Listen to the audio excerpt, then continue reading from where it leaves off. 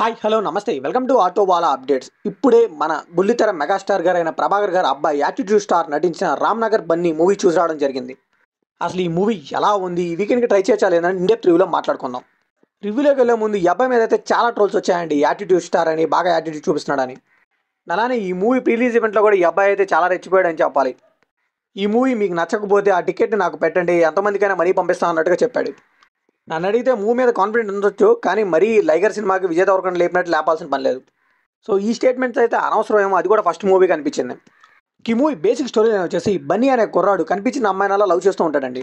So తన కలిగే attraction love అనుకొని డిఫరెంట్ రిలేషన్షిప్స్ అని ట్రై చేస్తూ ఉంటాడు. బట్ లైఫ్లో ఒకనొక పాయింట్లో ఒక ట్రూ లవ్ను వెతుక్కొని ఎలా అయినా ఆగిపోతాడు. సో ఆఖరికి తన ప్రేమను దక్కించుకున్నా లేదా ఇదంతా తెలియాలంటే ఈ మూవీ ట్రై చేయాల్సిందే. ఈ మూవీలో పాజిటివ్ విషయానికి వస్తే మన చంద్రహాస్ని ఏదో యాటిట్యూడ్ చూపిస్తున్నాడు అనుకున్నాం, కానీ మూవీలో అయితే పర్ఫార్మెన్స్ కానీ, ఫైట్స్ కానీ, డ్యాన్స్ కానీ ఎరక్కొట్టేశాడండి. సో ఎస్పెషల్గా కామెడీ ట్రాక్స్లో మాత్రం చాలా బాగా పండించడని చెప్పాలి. సో ఈయన కష్టం తప్పితే ఇంకా ఈ మూవీలో అన్ని నెగిటివ్స్ అని చెప్పాలండి.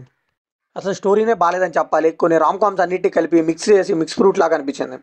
సో ప్రొసీడింగ్ అయితే అసలు ఇంట్రెస్టింగ్ అనిపించవండి. ఫస్ట్ హాఫ్ అన్న పర్లేదు, యావరేజ్ బిలో యావరేజ్ అనిపిస్తుంది, కానీ సెకండ్ హాఫ్ అయితే యాటిట్యూడ్ రాడ్ అని చెప్పాలి. ఎందుకు యాటిట్యూడ్ రాడ్ అన్నానంటే మన స్టార్ పేరు కూడా అదే కాబట్టి. సో అసలు ఈ డైరెక్టర్ ఏం చెప్పాలనుకున్నాను నాకైతే అర్థం కాలేదండి. హీరో క్యారెక్టరేషనే క్లారిటీగా ఉండదండి, అక్కడే మనం సగం డిస్కనెక్ట్ అయిపోతాం మూవీ నుంచి. మూవీలో అయితే ఆర్టిఫిషియల్గా చాలా వరకు కనిపించాయండి అన్ని. ఎలా చెప్పాలంటే ఒక ఎగ్జాంపుల్, లోవర్ మిడిల్ క్లాస్ అంటారు హీరో, కానీ ఇవన్నీ బ్రాండెడ్ షర్ట్లు, మంచి బైక్స్ ఇవన్నీ వాడుతూ ఉంటాడు. అదేంటో అర్థం కాదు. అలానే హీరో నాన్నేమో ఆటో డ్రైవర్ అంటారు, కానీ వీళ్ళు ఉండడానికి మాత్రం పెద్ద ఇంట్లో ఉంటారు. అండ్ వీళ్ళు ఉండేది బస్తీలో అయినా కానీ బస్తీ జనం అంటే హీరోకి ఇష్టం ఉండదు. ఇలాంటి రిలయబిలిటీస్ ఇప్పుడైతే కష్టం అండి. ఒకప్పుడు మైండ్ సెట్లు అయితే బాగుండేమో, ఇప్పుడైతే జనం చాలా గ్రో అయ్యారు కాబట్టి ఇదైతే అసలు వర్కౌట్ అవ్వదు. ఇంకా సాంగ్స్ అయితే వాటికి దండం అని చెప్పాలంటే, ఒక్కటంటే ఒక్కటి కూడా బాగాలేదండి. కాకపోతే హీరో డ్యాన్స్ మాత్రం చాలా బాగా చేశాడు. సో నిజంగా చెప్పాలంటే ఆ స్టోరీకి సాంగ్స్ కూడా ఒక మైనస్ అయిపోయి ఒక స్పీడ్ బ్రేకర్లా తయారయ్యని చెప్పాలండి. ఇంకా మన యాటిట్యూడ్ స్టార్కి అయితే ఓవర్ ద టాప్ సీన్స్ అయితే ఎక్కువ పడ్డాయని చెప్పాలి. ఆ ఎలివేషన్స్ ఎందుకు పెడుతున్నారో వాళ్ళకే తెలియాలి.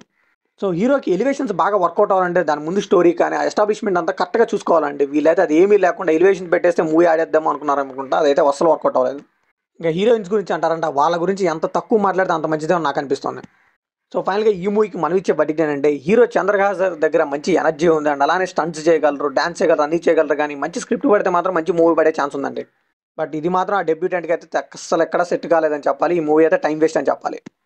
సో ఇది కంప్లీట్లీ నా ఒపీనియన్ మాత్రమే. మరి ఈ మూవీ మీకు ఎలా అనిపించిందో కమెంట్లో షేర్ చేసుకోండి. లైక్ చేయండి, షేర్ చేయండి, వెళ్ళే ముందు సబ్స్క్రైబ్ చేసుకోండి.